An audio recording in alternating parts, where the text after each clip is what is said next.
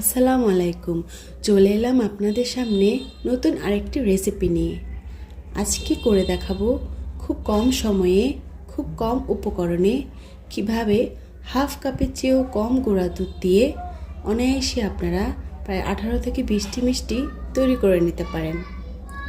তো চলুন, প্রথমে নিয়ে নিব 1/4 কাপ গুঁড়া দুধ, তারপর নিব 1 টেবিল চামচ ময়দা, হাফ চা চামচ বেকিং পাউডার ও শুকনো উপকরণগুলো খুব ভালোভাবে মিশিয়ে নিতে হবে।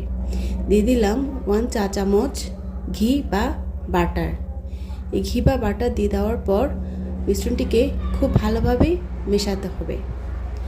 নিয়ে নিলাম 1/4 কাপ লিকুইড দুধ। দুধটুকু আমি আগে থেকে জাল করে ঠান্ডা করে নিয়েছি। এবার অল্প অল্প করে দুধ দিব এবং একটি সফট ডো তৈরি করার চেষ্টা করব।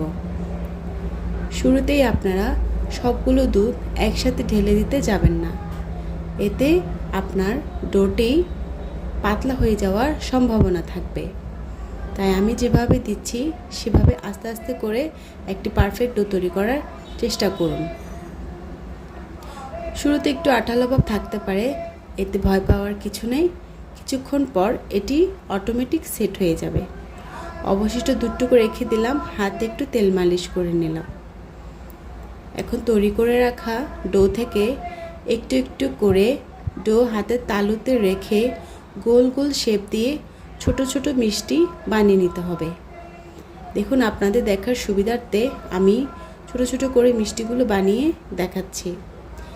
বিশেষ করে যারা নতুন তারা ভালো করে খেয়াল করুন কিভাবে মিষ্টিগুলো আলতো হাতে বানাতে হয়। একটা টিপস দিই, যদি আপনাদের একা বানাতে খুব কষ্ট হয় তাহলে আপনারা পরিবারের অন্য সদস্যদের সাহায্য নিতে পারেন। এই মিষ্টিগুলো খেতে যেমন সুস্বাদু, তেমনি বিভিন্ন ডেজার্ট আইটেমও ব্যবহার করা হয়ে থাকে। খুব ভালো হয় যদি আপনারা মিষ্টিগুলো আগের দিন বানিয়ে নিতে পারেন। এতে কি হয়, মিষ্টিগুলো শিরায় রাখার পরে খুব সফট হয়ে যায় এবং খুব রসালো হয়। দেখুন, আপনাদের সাথে কথা বলতে বলতে আমার মিষ্টিগুলো প্রায় বানানো শেষের দিকে। আমি আরেকটি মিষ্টি আপনাদেরকে বানিয়ে দেখাচ্ছি। হয়ে গেল আমার মিষ্টিগুলো বানানো। এখন চলে যাব এগুলা ডুবো তেলে ফ্রাই করতে। এই স্টেপটা খুবই ইম্পর্টেন্ট, কেননা এই স্টেপের মাধ্যমে আমরা কোনো রকম কালার ছাড়াই মিষ্টিগুলো বিভিন্ন কালার নিয়ে আসতে পারি। আপনারা চাইলে ডো বানানোর সময় সেখানে একটু কালারও মিশিয়ে নিতে পারেন, কিন্তু আমি যেহেতু কালার এখানে মিশাইনি, ফ্রাই করার মাধ্যমে কালার আনবো, তাই আমি কোনো কালার এখানে দিইনি। তো শুরুতে মিষ্টিগুলো একটু হালকা তেল গরম হয়ে এলে সেখানে ছেড়ে দিব। যখন মিষ্টিগুলো এমন ভেসে উঠবে তখনই আস্তে আস্তে চামচ দিয়ে নাড়াতে থাকুন। এরপর এখান থেকে আপনারা বিভিন্ন কালার করে করে মিষ্টিগুলো উঠিয়ে নেবেন। সাদা রাখতে চাইলে আপনারা সাদা কয়েকটা মিষ্টি এরকম ফ্রাই করে তুলে রাখতে পারেন। আমি শুরুতে কয়েকটি ব্রাউন হয়ে আসা মিষ্টি 3টি তুলে নিলাম।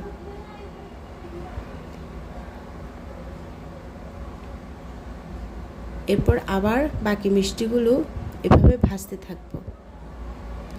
এভাবে ভাজতে ভাজতে কিছুক্ষণ পর পর আপনারা কয়েকটা করে মিষ্টি তুলে নিতে পারেন। আপনারা যদি আরও বেশি মিষ্টি বানাতে চান সেক্ষেত্রে দুধের পরিমাণ এবং ময়দা ও বেকিং পাউডার পরিমাণ বাড়িয়ে দিতে পারেন। আমি যেহেতু অল্প বানিয়ে আপনাদেরকে দেখাচ্ছি তাই অল্প উপকরণেই দিলাম। যারা নতুন তারা এটা চেষ্টা করে দেখতে পারেন আসলে মিষ্টিগুলো হয় কিনা।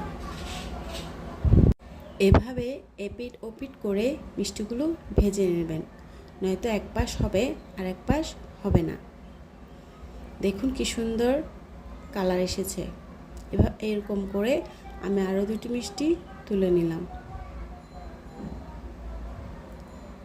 বাকি মিষ্টিগুলো একটু কালো করে ফ্রাই করব, যাকে আমরা কালো জাম বলে থাকি। ব্যাস দেখুন, বাকি মিষ্টিগুলো কি সুন্দরভাবে ভাজা হয়ে গেছে এবং কালো কালার চলে এসেছে।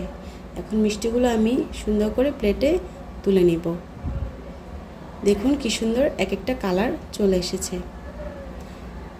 এরপর নিয়ে নেব আরেকটা পাতিল, সেখানে দিয়ে দিব 1 কাপ পরিমাণ পানি।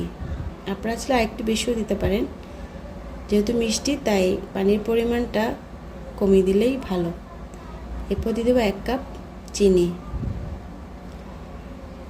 পানি এবং চিনি মিশ্রণটি ভালোভাবে মিশে যাওয়া পর্যন্ত অপেক্ষা করব। ভালোভাবে মিশে যাওয়ার জন্য আপনারা নেড়ে চেড়ে দিবেন। যখন চিনিটা সম্পূর্ণ গলে যাবে তখন দেখবেন মিশ্রণটি একটু ঘন হয়ে এসেছে, অর্থাৎ পানির পরিমাণটা কমে আসবে। এভাবে শিরাটা হয়ে গেলে সুন্দর করে একটি বাটিতে শিরাটি ঢেলে নেবেন। ঢেলে নিলাম। এখন বানিয়ে রাখা মিষ্টিগুলো ভালোভাবে ঠান্ডা করে শিরার মধ্যে ঢেলে দিব। এরপর মিষ্টিগুলো প্রায় 3 থেকে 4 ঘন্টার জন্য বা তার চেয়ে বেশি সময়ের জন্য আপনারা রেখে দিবেন। চলে এলাম 3-4 ঘন্টা পর। দেখুন মিষ্টিগুলো শিরাগুলো চুষে নিয়ে শিরার পরিমাণটা কমে মিষ্টিগুলো ফুলে উঠেছে। আপনাদের একটা ভেঙে দেখাচ্ছি এটি দেখতে কেমন হলো। ভালো লাগলে রেসিপিটি একবার বানিয়ে দেখতে পারেন। পাশে থাকার জন্য ধন্যবাদ।